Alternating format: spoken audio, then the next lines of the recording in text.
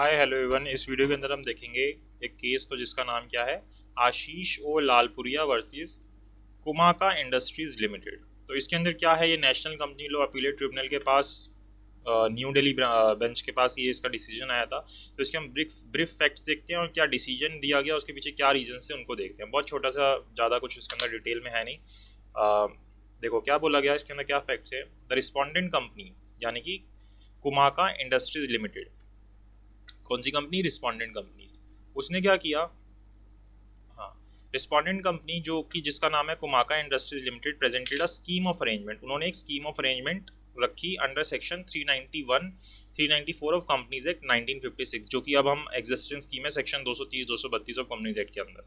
ठीक है, तो इसके अंदर उन्होंने एक स्कीम ऑफ अरेंजमेंट रखी ट्रिब्यूनल के सामने for sanction of the arrangement embodied in the scheme originally file before the Bombay high court की। जो स्कीम उन्होंने रखी है उसको, जो अरेंजमेंट उन्होंने रखा है उसको अलाउ कर दिया जाए, सैंक्शन कर दिया जाए, जो कि ओरिजिनली उन्होंने बॉम्बे हाई कोर्ट के सामने रखी थी। विच by virtue of notification issued by MCA on 7 दिसंबर 2016 को ट्रांसफर टू एनसीएलटी मुंबई, जो कि जब एमसीए ने नोटिफिकेशन निकाली थी तो फिर ये सारी जितनी प्रोसीडिंग्स थी वो एनसीएलटी मुंबई के पास आ गई थी। The appellate is a share holder of respondent company. अब यहाँ पे जो अपीलेट है, जिसने केस किया है, मतलब जो अपील के अंदर आया है, वो शेयर होल्डर है रिस्पॉन्डेंट कंपनी के अंदर।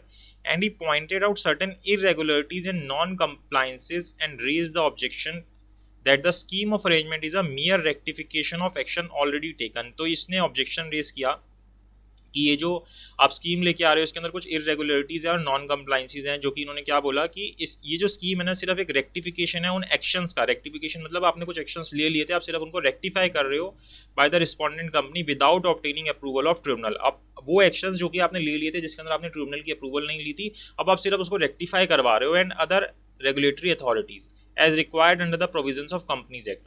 NCLT Mumbai passed the order dated 6 July 2020 stating that the scheme appears to be fair and reasonable। तो जो NCLT मुंबई है उन्होंने बोला कि नहीं, ये जो स्कीम है ये फेयर एंड रीजनेबल है and does not violate any provision of law, law के किसी प्रोविजन को वायलेट नहीं करती, and is not contrary to the public policy और पब्लिक इंटरेस्ट। किसी भी तरीके से कोई भी कुछ भी गलत नहीं है इसके अंदर, पब्लिक पॉलिसी के हिसाब से सही है, पब्लिक इंटरेस्ट में है, फेयर है, रीजनेबल है।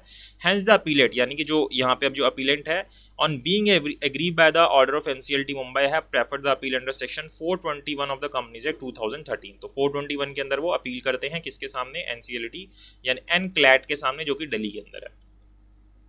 Decision and reason. अब एनक्लैट क्या इसके अंदर डिसीजन देते हैं और क्या इसके पीछे रीजन देते हैं। NCLAT in para 30, 31 and 32 observe that it is a pertinent to note under section 230 subsection 5 provide that notice under subsection 3 along with all the document in such form as may be prescribed shall also be sent to the central government। ये बोलता है कि जब section 230 subsection 5 को मिलोगे पढ़ोगे उसके अंदर ये बोला गया है कंपनीज एक्ट के कि जो उसका सबसेक्शन 3 है, इसी सेक्शन का सेक्शन 230 का जो सबसेक्शन 3 है, वो ये बोलता है कि जितने भी आपके डॉक्यूमेंट्स है ना, वो सारे के सारे आपको क्या करने हैं, सेंट्रल गवर्नमेंट को, इनकम टैक्स अथॉरिटीज को, रिजर्व बैंक ऑफ इंडिया को, security exchange board of India को, रजिस्ट्रार को, स्टॉक एक्सचेंज को, ऑफिशियल लिक्विडेटर को, कंपटीशन कमीशन को, ठीक है, ये सबको आपको भेजने हैं।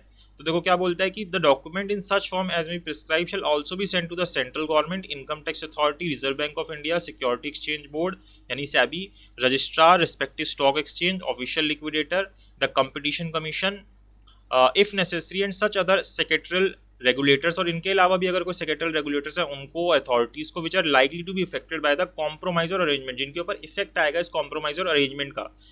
And shall require that respondents if any be made by them shall be made within a period of 30 days। और ये कितने दिन के अंदर, 30 दिन के अंदर from the date of receipt of such notice, जब भी वो नोटिस मिला उसके 30 दिन के अंदर।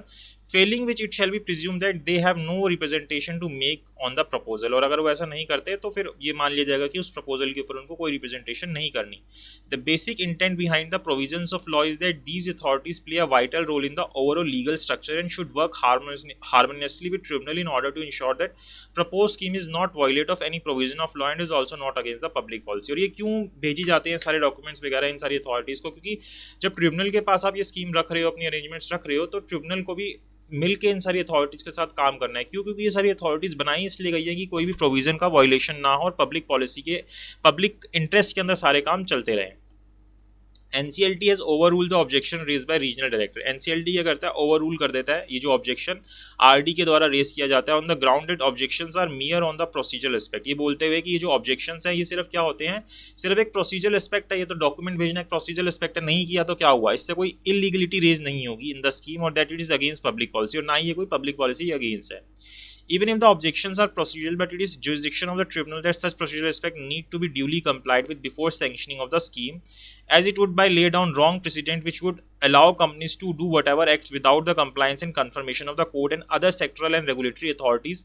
तो इसका मतलब NCLT बोलती है कि अगर इस चीज़ों को आप अलाउ करोगे तो ये गलत प्रेसिडेंट सेट कर देगा और जो कंपनीज है वो समझ जाएंगी कि अब हमें जो रेगुलेटरी अथॉरिटीज़ हैं या इस तरीके की जितनी भी अथॉरिटीज़ हैं उनको अगर हम कंप्लाइंस नहीं भी करते लॉ की, जो हमें डॉक्यूमेंट्स देने नहीं भी देते, तो कुछ फ़र्क नहीं पड़ेगा of the court and other sectoral and regulatory authorities and thereafter get it ratified by the court, कि हम ऐसा नहीं करेंगे एंड बाद में कोर्ट के पास चले जाएंगे और फिर कोर्ट उसको रेटिफाई कर देगा under the umbrella scheme. It should have been contemplated that compliance of law in itself is a part of public policy. तो NCLAT बोलता है कि लॉ को कंप्लाई करना ही अपने आप में पब्लिक पॉलिसी के इंटरेस्ट के अंदर है. It is a duty of the tribunal और any court that their order should encourage compliance and not defaults. और ये NCLAT बोलता है कि ये ड्यूटी है ट्रिब्यूनल की और बाकी सभी कोर्ट्स की कि जो उनके ऑर्डर्स हैं वो क्या करने चाहिए, कंप्लायंस को एनकरेज करने चाहिए, ना कि डिफॉल्ट्स को एनकरेज करने चाहिए. अच्छा आपने ये नहीं किया तो चलो कोई बात नहीं, ऐसा नहीं होना चाहिए. The scheme under Section 230 of Companies Act cannot be used as a method of rectification of the action already taken. तो ये जो 230 की स्कीम है 2013 के एक्ट की, ये अपने आप में इस तरीके की स्कीम नहीं है कि जो आपने एक्शंस पहले ले लिया अब उसको रेक्टिफाई करो. यानी कि रेक्टिफाई कैसे कि आपने कर दिया ट्रिब्यूनल की परमिशन नहीं ली थी, अब बाद में आके ट्रिब्यूनल की परमिशन ले रहे हो, आपने किसी को नोटिस ही नहीं भेजा था, किसी को इन्फॉर्मेशन ही नहीं दी थी.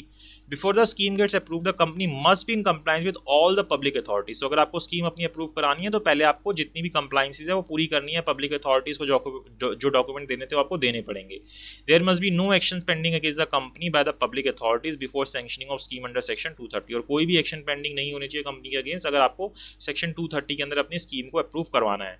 In light of the above observation the appeal is allowed and the NCLAT aside the impeachment order dated 6 July 2020 passed by NCLT Mumbai. तो NCLAT ने फिर ये जो अपील थी वो अलाउ कर दी और जो NCLT का ऑर्डर था वो कैंसिल कर दिया कि नहीं ये गलत आपने ऑर्डर दिया था. तो ये NCLAT तक ही गया था सुप्रीम कोर्ट में, उसके बाद नहीं किया. तो NCLAT का ये फाइनल डिसीजन है कि अगर आपको कोई नोटिस भेजना है, कुछ भेजना है तो आपको भेजना पड़ेगा, उसके बिना आप अपनी स्कीम को अप्रूव नहीं करा सकते. सेक्शन 230 वाली बेसिक सी इतनी सी बात ही बोली गई है, अगर आपको ये याद रहती है तो that is more than enough. Ashok O Lalpuria versus Kumaka industries limited and others का केस है ये. सो आई होप आपको ये समझ आया हो केस कि इसके अंदर क्या बताया गया, क्या इसके फैक्ट्स हैं, क्या इसके अंदर डिसीजन दिया गया और उसके पीछे क्या रीजंस थे. सो अगर आपको वीडियो अच्छी लगी तो प्लीज़ लाइक कीजिएगा, शेयर कीजिएगा एंड चैनल को सब्सक्राइब जरूर कीजिएगा. Thank you so much for watching this video.